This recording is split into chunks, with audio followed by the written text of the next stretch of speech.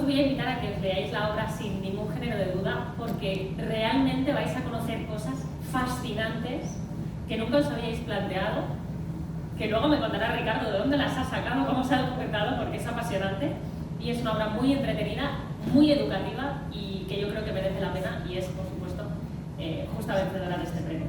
Bueno, para ello me acompañáis en el escenario Ricardo Gómez, el autor y ganador, Pablo Cruz, editor de Anaya de Infantil. Os pido por favor un aplauso para ellos.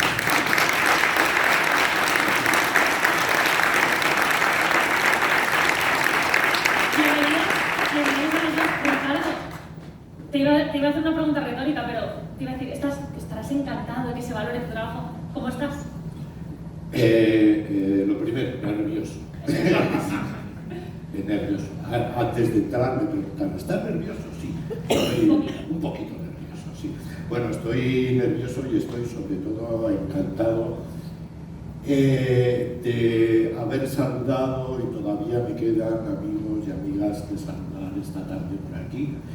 Y es de la magia de la literatura, ¿no? Es decir, uno durante mucho tiempo trabaja en casa, solo, y hay acontecimientos, hay editores, editoriales que convierten los libros en algo que se puede compartir entre todos.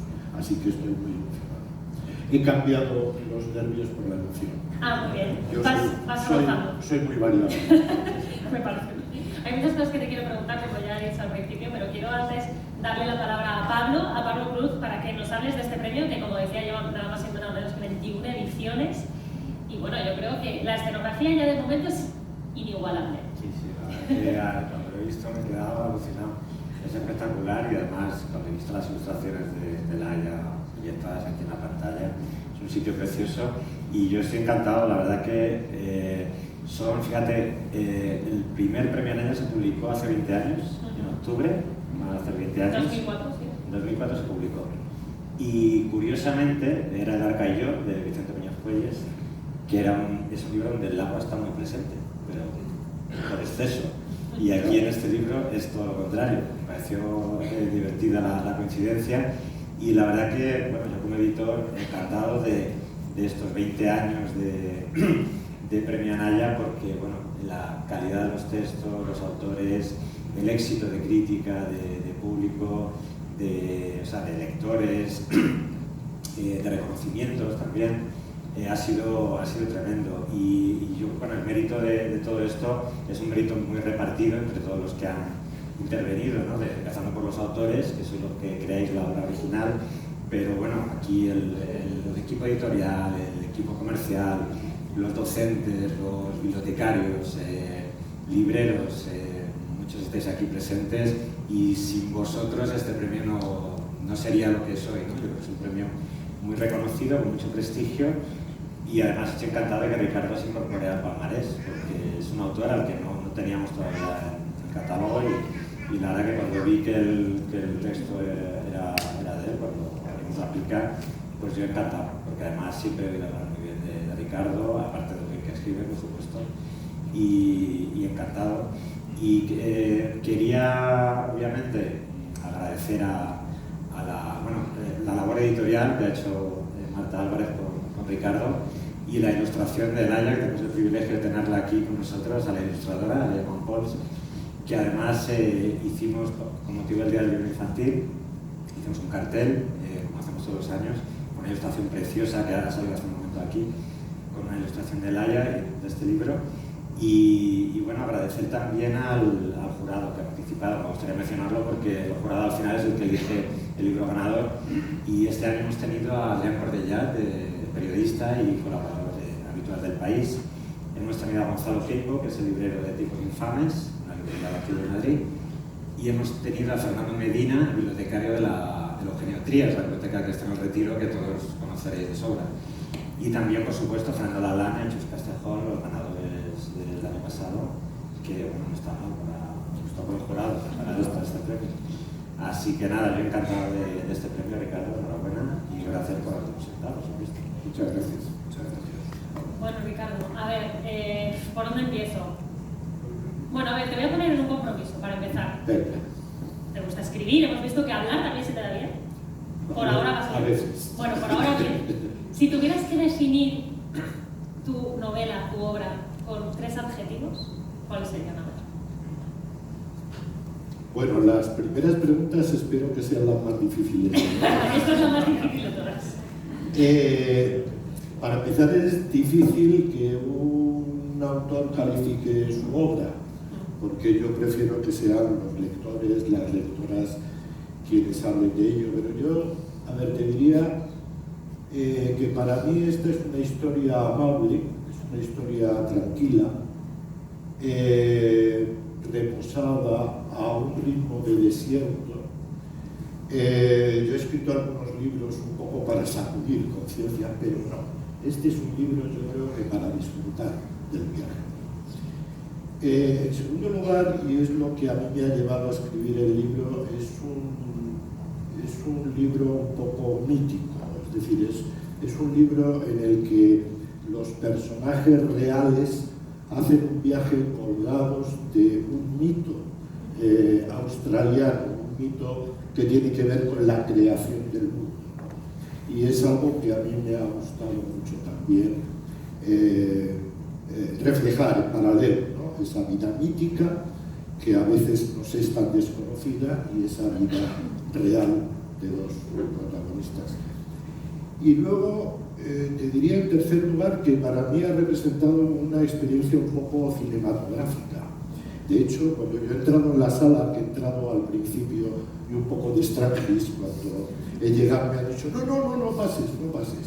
Y he pasado, porque lo de pecar es importante siempre, ¿no? Y he visto las imágenes, las fotografías y he dicho, caramba, esto es lo que yo había imaginado, ¿no? Eso es increíble. Esto es lo que yo había imaginado, esta gran montaña con los atardeceres y las personas moviéndose por ahí. Bueno, perdón, que yo me enrollo. No, pero mira, amable, mítico y cinematográfico, lo has conseguido. Bueno, bien.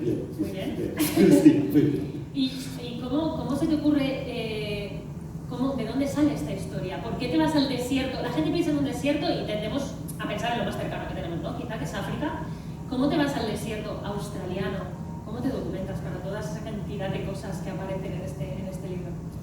Bueno, yo como conozco el africano ya he cambiado de desierto, sí. Bueno, el cómo se documenta uno yo creo que es un secreto.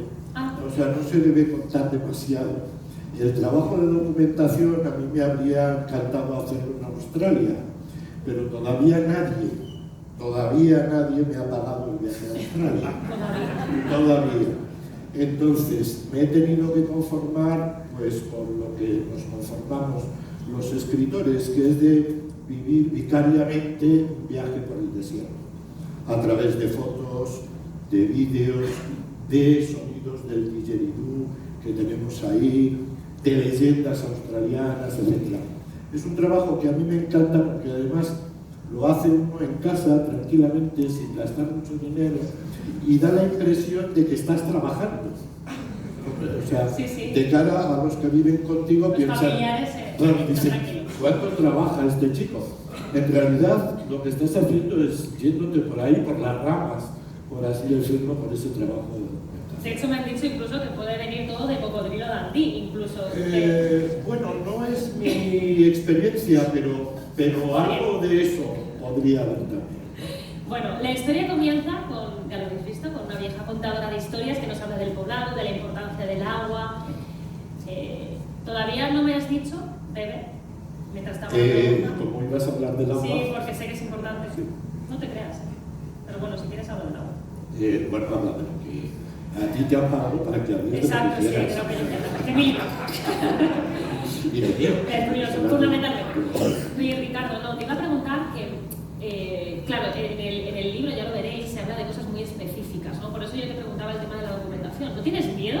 Espero que te hayas documentado muy bien, no vaya a venir alguien a decirte, esto no es así, no vaya a ser que tengas un vecino aborigen australiano, o te has ido lejos por eso. Sí, me he ido lejos por eso, para no tener australianos vecinos.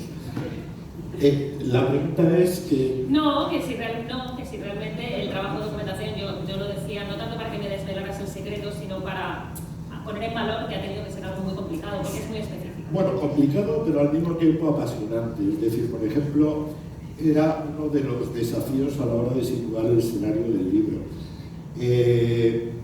hay algo que desconocemos o que yo desconozco como ciudadano occidental, que es la vida de personas que viven muy lejos de nosotros, ¿no? Afortunadamente la literatura es una especie de ventana con la que podemos viajar y podemos mirar muy lejos, ¿no? Y es verdad que en algunas películas, en algunos documentales, tanto el arte australiano en su origen, como la música australiana, como los animales que viven en Australia, que son tan diferentes de los que viven en el resto del planeta, pues llaman mucho la atención.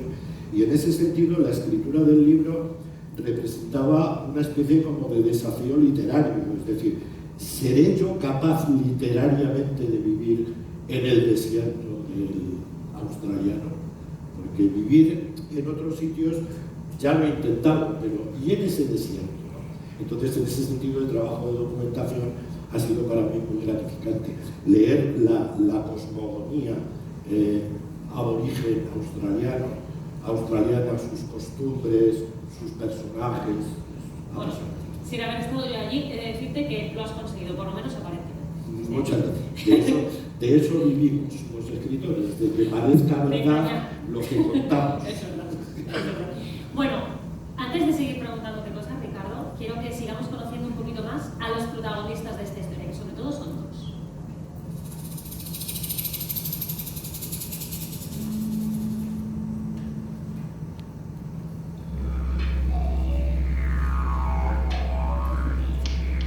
Os voy a contar la historia de la más joven de las nahuoles. Hace muchas lunas que sucede esta historia que os voy a contar. Una vieja nahuole, con las piernas y los pies cansados de tanto buscar en el desierto, tuvo una hija. Ella sería una gran buscadora de pozos. El poblado podía estar tranquilo, al menos por una temporada larga. Pero un día, esta joven buscadora, no se sabe muy bien ni el cómo ni el por qué, falleció.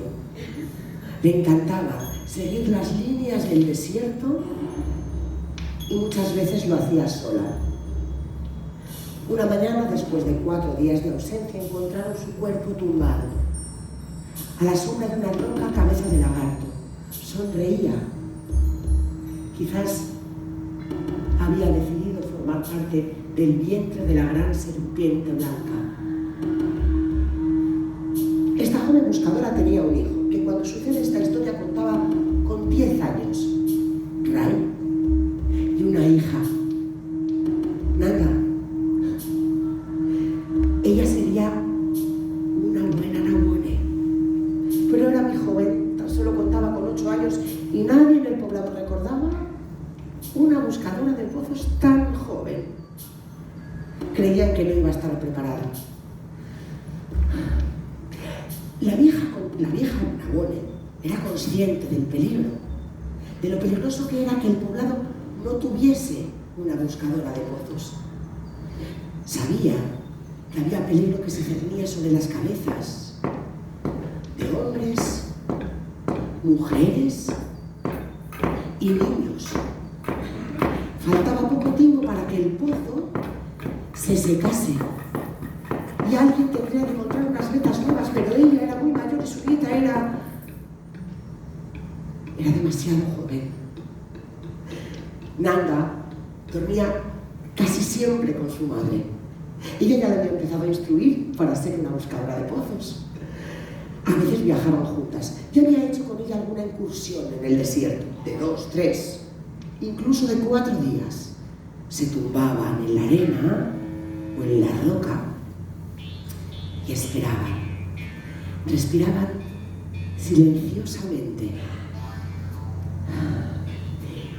A veces apoyaban la oreja contra el suelo. Aguantaban el frío de la noche y el calor de la mañana y a veces la madre susurraba.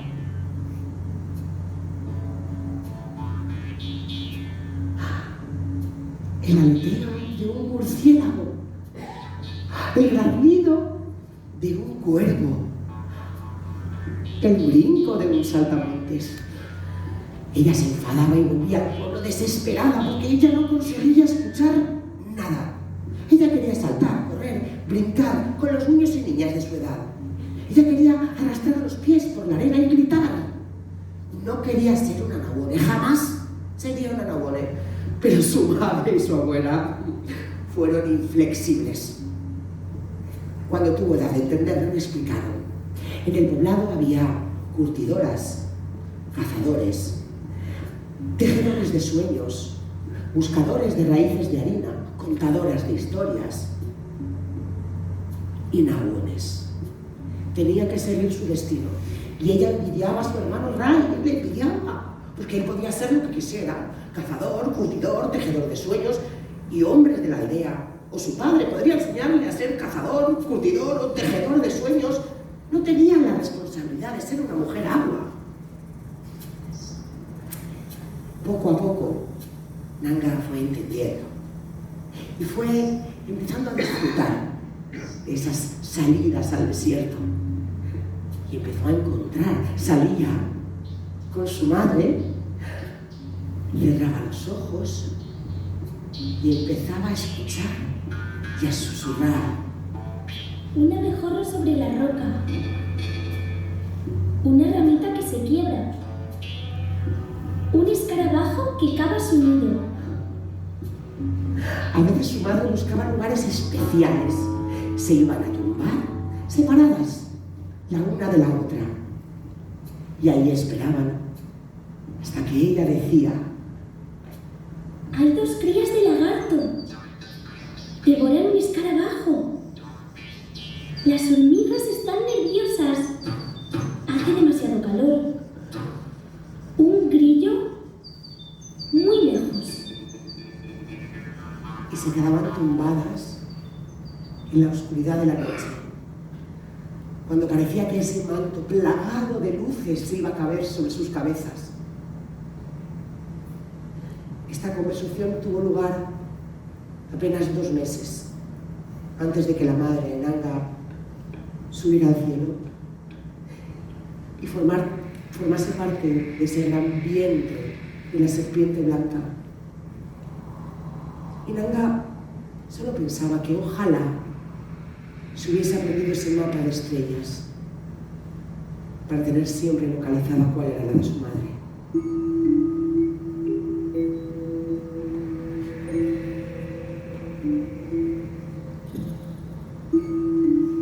Bueno, tenemos a Ray y a Nanga, que tienen 8 y 10 años. Y yo me pregunto, Ricardo, si tú al final estás poniendo como protagonistas a 2 niños que tienen una gran responsabilidad sobre sus hombros. Y esta novela, esta obra al final está orientada a esos chavales, ¿no? Sabemos que la literatura infantil no solo es importante entretener, sino educar. ¿Querías darles también un toquecito de atención a los niños que la lean y digan, vosotros también tenéis que tener responsabilidades? Sí, de alguna manera. Yo creo que eso es algo que fundamentalmente tienen que hacer los papás.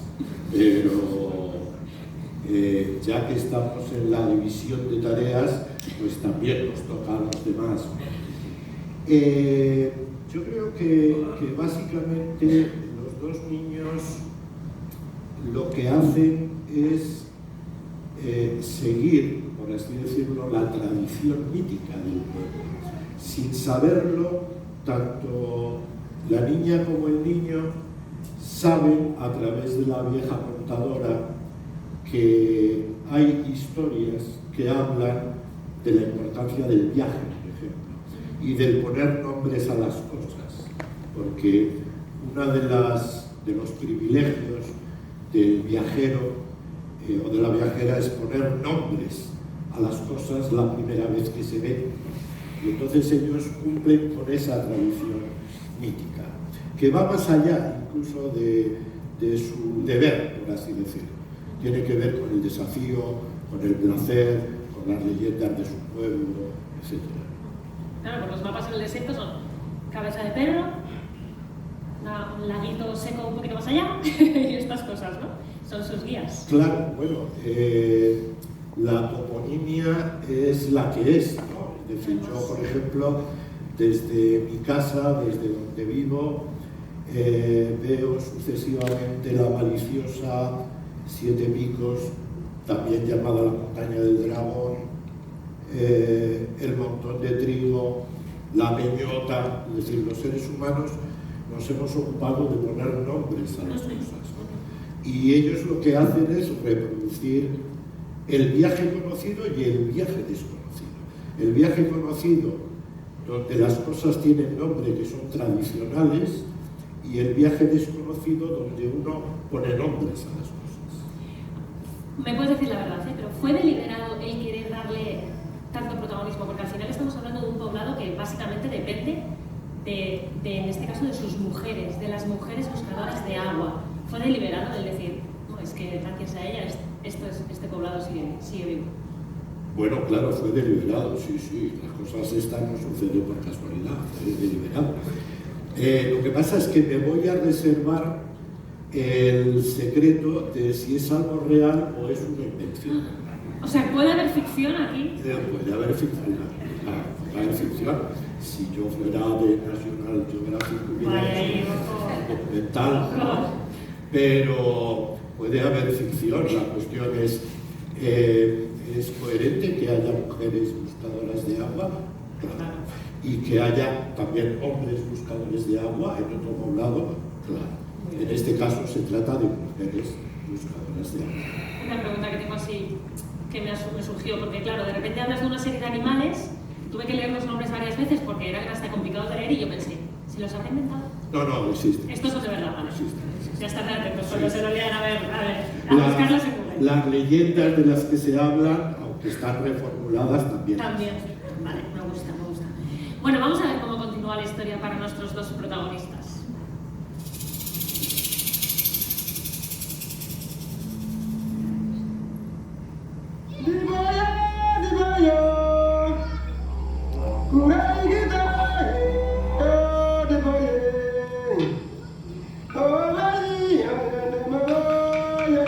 Hay historias que se cuentan a través de las palabras y hay otras historias que se cuentan a través del espíritu de los árboles. El didgeridoo. Cuando Ray tenía 9 años y su madre aún vivía, su padre le acompañó a buscar su primer didgeridoo. Esos, los que son del grosor de tu muñeca, esos son los que estamos buscando. El padre golpeó un tronco a diferentes alturas. El tronco no estaba hueco, aún conservaba el espíritu del árbol. Ray comprendió y fue buscando, golpeando troncos a diferentes alturas. No.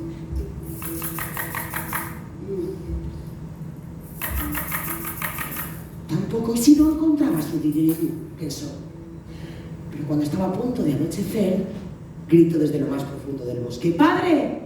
¡Creo que lo he encontrado! Su padre llegó y vio un arbolillo del grosor de su muñeca que se levantaba como 5 hombres con algunas ramas verdes en la punta, y golpeó el tronco a diferentes alturas.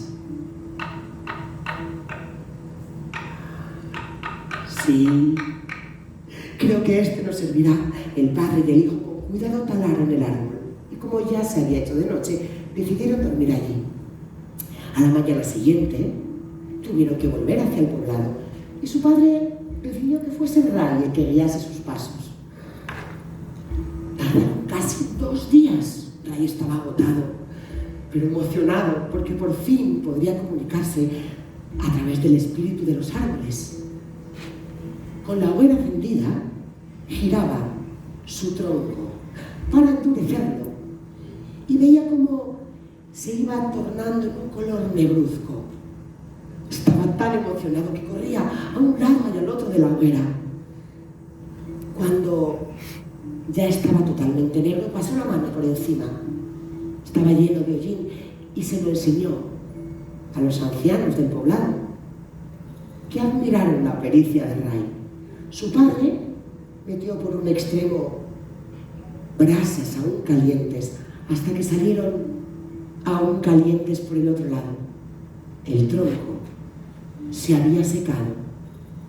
Ya era un didgeridoo.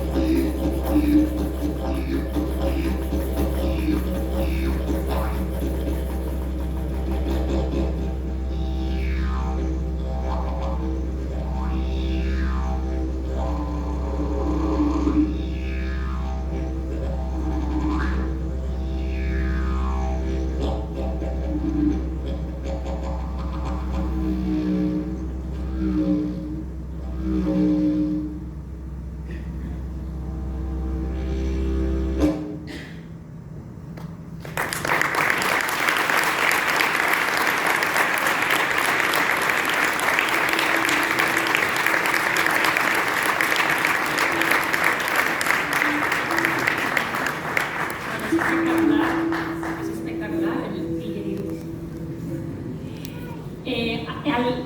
Básicamente la novela se llama Los mapas del agua. Estamos hablando del agua, de cómo las mujeres tienen que buscar ese agua, ¿no?, para poder sobrevivir. ¿Hay algo en ti, te vino alguna responsabilidad de decir, yo necesito transmitir esto a la gente, esta escasez que no solo está sucediendo, por desgracia, en ese desierto de Australia, sino que nos está llegando a todos? Bueno, yo creo que todos estamos concienciados, unos más, otros menos, del problema del agua. De hecho, el primer capítulo del libro, que es muy breve, que ha leído la vieja contadora, habla de ello. Yo creo que, sin embargo, cambiaría un poco el foco, a pesar del título, de la perspectiva del libro, porque yo creo que los pobladores de este desierto saben que el agua es muy importante y que hay que buscarlo. Yo creo que el foco del libro va más bien por el viaje, es decir, es el elogio del viaje, del descubrimiento, del desafío, de llegar donde ni siquiera tu madre fue capaz de llegar y de atravesar lugares que son desconocidos por el placer y el riesgo del viaje, con una recompensa de la que no hablaremos mejor, ¿no? A través de ese viaje hay una recompensa. Digamos que gracias a que estos niños dijeron, no se quedaron en lo de más vale malo conocido que bueno por conocer, se aventuraron a recorrer otros parajes quizá inhóspitos. Sí, también es verdad que el agua realiza sus recorridos misteriosos. Es decir, que tanto en el desierto como cuando tenemos una gotera en el tejado de la casa, puede que la gotera nos caiga aquí, pero la filtración está allí. Es decir, el agua hace sus viajes y estos niños van siguiendo el viaje del agua. Sin saber, hacen el viaje del agua, o lo intentan. Bueno, los niños hacen el viaje, dejamos a Ryan Anga atravesando un paraje inhóspito y vamos a ver a dónde le lleva, a ver qué es de ellos.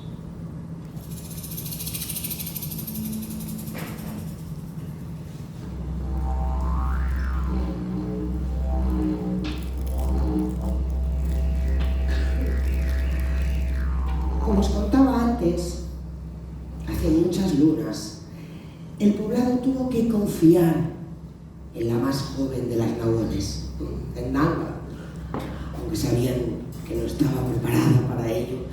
Pero sucedió que el pozo del que se abastecía el poblado empezó a saber a sal. Ese año la época de lluvias había terminado demasiado pronto y pasarían 10 o 12 lunas llenas hasta que los genios de más allá de las montañas volviesen a llorar. Y 10 o 12 lunas llenas son muchas lunas. Si no había agua, no había sangre para la tierra, ni para los animales, ni para las personas. Así que un día Nanga se armó de valor y le dijo a su hermano: Rai, nos vamos a ir más allá de los mapas, hasta Tierra de Sal. Rai y su padre prepararon 2 bolsas de provisiones, lo justo, lo necesario. El resto tendrían que encontrarlo en el camino. Y agua que era lo que más ocupaba y lo que más pesaba.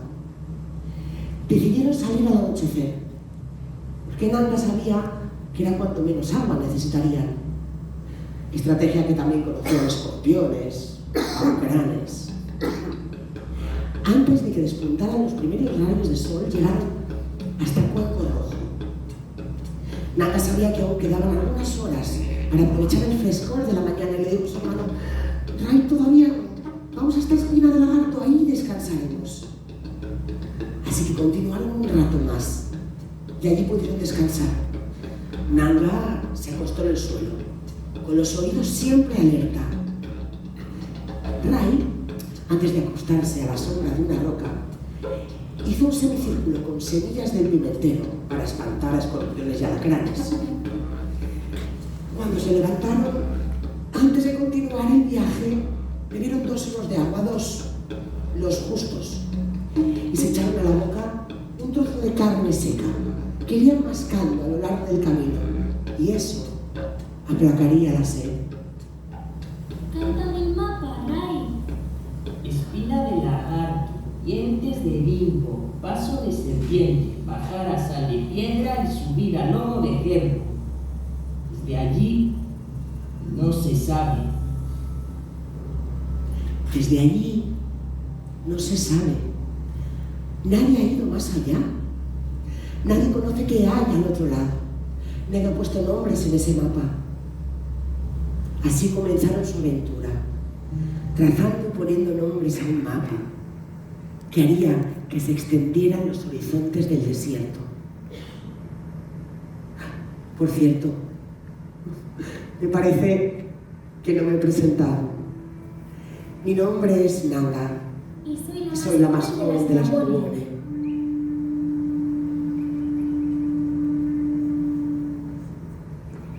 De Poblado a Leño Seco.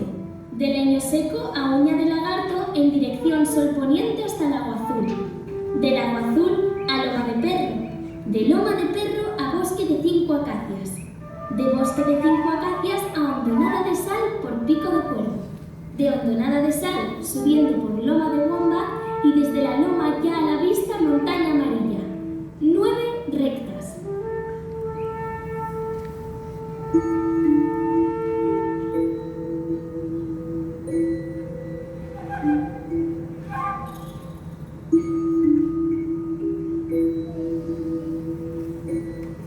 Nos lo ha dejado ahí en lo alto.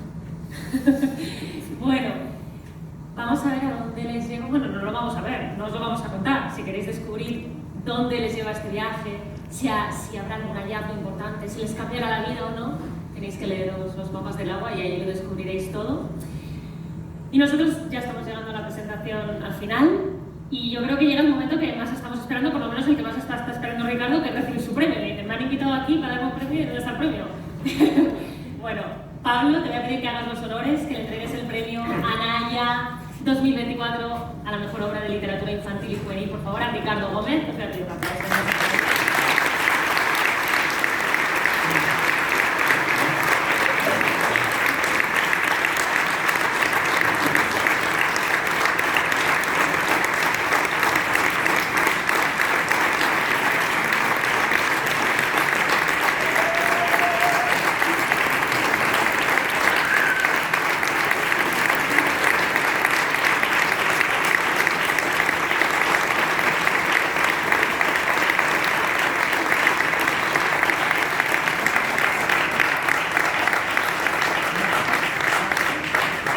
Estoy comprobando que además de un gran escritor parece que eres muy querido también. Cosa importante. Hay Sí, me gente encantadora en Muy bien. esto. Por algo será. A ver, pues vamos para la foto. ¿Aquí? Gracias. Ahora, ya que hay amigos y libreros, incluso periodistas, si a alguien le apetece hacer alguna pregunta al autor, levantáis la mano, os pasamos un micro y adelante. ¿Hay por ahí una pregunta?